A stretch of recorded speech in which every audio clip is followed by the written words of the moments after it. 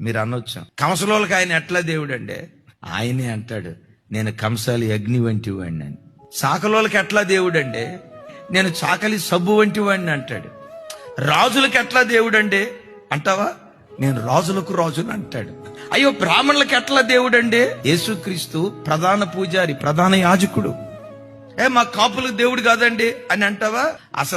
అసలు నంబర్ 1 కాపు యేసుక్రీస్తు వారు అంటాడు కదా, నేను నాటిన ద్రాక్ష తోటను దివారాత్రులు కాపాడుచున్నాను, కాపు కాయుచున్నాను. కాపులాయన మేము కమ్మోళ్ళం అండి, మాకు దేవుడు కాదంటావా?